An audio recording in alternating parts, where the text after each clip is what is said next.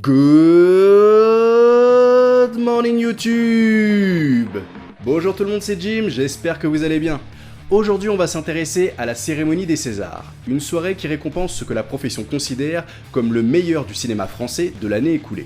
Cette cérémonie a fait l'objet de nombreuses critiques ces dernières années. Trop long, trop chiant, pas assez dynamique, pas drôle, pas de diversité. Je connais pas ce film. C'est d'ailleurs par rapport à cette dernière critique que l'Académie des arts et techniques du cinéma décide de créer en 2018 un César du public pour la France d'en bas, qui récompense le plus gros succès au box-office de l'année écoulée. Vu que cette catégorie avait récompensé en 2018 Red Dingue de Danny Boone et Les Tuches 3 en 2019, l'Académie mortifiée décida de réparer cette infamie en modifiant les règles d'attribution de cette distinction. C'est pour cela qu'en 2020, le César du public ne récompensera plus le plus gros succès de l'année, mais un des 5 plus gros succès de l'année. Et comme le carton de 2019 était « Qu'est-ce qu'on a encore fait au bon Dieu ?», le jury a voté pour Les Misérables, qui correspondait plus aux valeurs que souhaitait véhiculer l'Académie des Césars. Et comme quand on pique un peu trop dans la caisse, ça finit toujours par se voir, Les Misérables sera le dernier film à recevoir ce trophée car en 2021, le César du public disparaîtra. Pour couronner le tout, 2021 sera marqué par ce qui est considéré comme la pire cérémonie des Césars en termes de contenu, d'audimat et de revendications, et creusera un peu plus le fossé déjà béant qui sépare le cinéma français du grand public. Ce qui est paradoxal car c'est cette cérémonie qui a institué un changement de règles dans le vote, plus de diversité, de parité et de démocratie. Mais trêve de bavardage et passons à notre top 5. Voici donc le top 5 des plus gros succès français au cinéma, les plus récompensés au César. Pour cela, j'ai d'abord priorisé le nombre de récompenses et ensuite le nombre d'entrées en salle. Numéro 5. Les Visiteurs. À une époque où le cinéma hexagonal était au fond du trou, avec seulement 16% du public en 1993 qui allait voir un film français, Les Visiteurs va créer un véritable phénomène de société en attirant près de 14 millions de spectateurs. Le plus gros succès de l'année. Un film qui n'avait pas réalisé un départ de success story mais qui profitera d'un bouche-à-oreille efficace. Un film réalisé par Jean-Marie Poiré, le réalisateur de l'opération Corned Beef. Un film qui, une fois n'est pas coutume, bénéficiera d'un doublage anglais pour une sortie aux États-Unis. Pour ceux qui ne connaissent pas le film, au Moyen-Âge, le comte Godefroy de Montmirail, grand chevalier respecté de la cour de Louis VI le Gros, ouais, son nom est rigolo, mais il a vraiment existé, capture une sorcière accusée de sorcellerie. Pour se venger, la captive empoisonne l'eau du comte qui, pris d'hallucination, bute son beau-père qu'il avait pris pour un ours. J'ai vu une grosse bête. Évidemment, fiançailles annulées, il a tué le père de sa meuf quand même. Mais Godefroy va tenter avec l'aide d'un enchanteur et de son fidèle écuyer Jacouille la Fripouille de remonter le temps afin d'empêcher son beau patricide. L'enchanteur se gourre et les envoie dans le futur.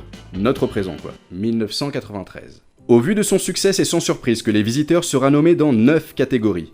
Et au vu de son succès, c'est sans surprise que Les Visiteurs repartira avec une récompense. Le César de la meilleure actrice dans un second rôle pour Valérie Lemercier, dont la carrière prendra alors une toute autre envergure. Numéro 4. Astérix et Obélix, Mission Cléopâtre. Sorti en 2002, à une époque où le cinéma français, 9 ans après Les Visiteurs, était passé de l'ombre à la lumière, avec pas moins de 20 films ayant dépassé le million d'entrées en 2001. Alors, je ne vais pas m'étendre sur ce film, mais j'en ai un peu parlé dans le top 5 des meilleures adaptations d'Astérix. Avec 14,5 millions d'entrées, le film d'Alain Chabat sera le plus gros succès de l'année 2002. Le film aura même une résonance internationale jusqu'aux États-Unis avec près de 500 000 entrées. C'est pas ouf, mais pour un film français qui n'est pas doublé en anglais, c'est pas si mal, hein. C'est comme si en France il y avait un film finlandais qui sortait, en langue finlandaise et seulement sous-titré en français, qui faisait plus de 500 000 entrées. Ce serait complètement fou, non? Face à ce succès populaire et critique, il aurait été scandaleux de ne pas voir le deuxième opus IRL d'Astérix représenté au César. Il sera donc nommé à 4 reprises pour Jamel Debbouze, Gérard Darmon, les meilleurs décors et les meilleurs costumes. Et face à ce succès populaire, l'Académie des Césars aurait trouvé scandaleux de récompenser Numéro Bis et À mon beau-fils et préféra récompenser leurs costumes. 4 nominations, une récompense, c'est déjà un meilleur ratio que Les Visiteurs. Numéro 3. Intouchable. Sorti en 2011, le film d'Éric Toledano et Olivier Nakache va faire souffler un vent de folie sur le box-office français avec 19,5 millions d'entrées. Consécration d'Omar Sy qui partira pour Hollywood jouer dans X-Men, Jurassic World et Inferno. À partir de ce film, les réalisateurs ne feront jamais moins de 2 millions d'entrées sur les métrages qui suivront. Intouchable deviendra le plus gros succès français en langue française à travers le monde avec 417 millions de dollars, plus que Django Unchained, plus que Mad Max Fury Road, plus que Bad Boys for Life. L'histoire. Un homme vivant en cité et cherchant à faire prolonger ses droits Pôle emploi se voit employé pour s'occuper à plein temps d'un riche tétraplégique. Enfin, vous connaissez la suite. Au vu du retentissement international, l'Académie des Césars ne pouvait pas passer à côté d'une telle opportunité pour mettre en avant l'événement et nommera Intouchable dans 9 catégories. 9 nominations, c'est le record de ce top 5. Alors au vu de son succès et de ses nominations, pourquoi n'est-il que 3ème de ce top? Intouchable repartira avec une seule récompense. Mais pas n'importe laquelle, celle du meilleur acteur pour Omar Sy, qui deviendra à cette époque le 2e artiste noir à remporter un César. Ça valait bien un petit pas de danse, non? Numéro 2. Le dîner de cons. Sorti en 1998 de Francis Weber. Un riche éditeur parisien des beaux quartiers aime organiser avec des amis dans un restaurant un dîner de cons. La règle, chaque participant invite un con. Quelqu'un qui a une passion dont chacun pourrait se moquer. Le con n'est évidemment pas au courant qu'il est invité pour cette raison, et à la fin du repas, un vainqueur est désigné. Pierre, l'éditeur, a choisi son poulain, François, un petit fonctionnaire passionné de maquettes fabriquées exclusivement à partir d'allumettes. Mais il veut d'abord l'étudier en l'invitant chez lui. Cependant, Pierre se fait un tour de rein et sa femme le quitte. Comme quoi, le karma. Son seul espoir pour sauver son mariage, François, le con qui va lui faire passer une soirée qu'il n'oubliera pas de sitôt. Ce film est très drôle et je ne suis pas le seul à le penser puisque 9,2 millions de personnes se sont précipitées en salle pour le plus gros succès de l'année 1998. Avec près de 800 000 entrées aux USA, ce film bénéficiera...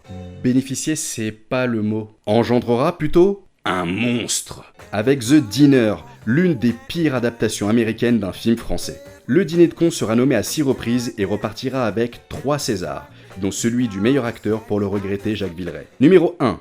3 hommes et un couffin. Là, pour certains, ce film est sans doute inconnu. Pourtant, ce fut le plus gros succès de l'année 1985 avec 10,5 millions d'entrées. 3 célibataires endurcis vivant en colocation vont découvrir sur le pas de leur porte un bébé. Contraints de s'en occuper, les 3 hommes inexpérimentés vont galérer et découvrir les joies de la monoparentalité. Cependant, à la suite d'un quiproquo, ils vont échanger le bébé contre un paquet contenant de la drogue et se retrouver confrontés à une bande de dealers. Ce film est très drôle. Réalisé par la génialissime Colin Serrault, qui fera par la suite Romuald et Juliette, La Crise et Chaos, ce film aura le droit, comme pour Les Visiteurs Intouchables et Le Dîner de cons, à son remake américain, avec Steve Guttenberg, des Police Academy et de Short Circuit, Tom Selleck, le héros de la série Magnum, celle-ci, pas celle-ci hein, celle-ci c'est caca, et réalisé par Spock de Star Trek. Du coup, 3 hommes et un couffin sera nommé à 6 reprises et repartira avec 3 récompenses, dont celui du meilleur film, qui distinguera pour la première et avant-dernière fois une réalisatrice, car il faudra attendre 15 ans pour voir cette image se répéter. Voilà, j'espère que cette vidéo vous a plu et que vous avez appris quelques infos. Si vous n'avez jamais vu ces films, n'hésitez pas à les découvrir, ce sont de super films. Si vous avez un film à succès français que vous adorez, n'hésitez pas à le mentionner en commentaire, ça m'intéresse et j'hésiterai pas à vous répondre. Le topo habituel, un petit pouce levé si vous avez aimé la vidéo, n'hésitez pas à vous abonner si ce n'est pas déjà fait, et surtout cliquez bien sur la petite cloche pour être informé des prochaines vidéos qui suivront. Il y en a d'autres qui arrivent et sur des franchises assez connues. Voilà, on se retrouve très bientôt, c'était tout pour moi, c'était Jim, ciao!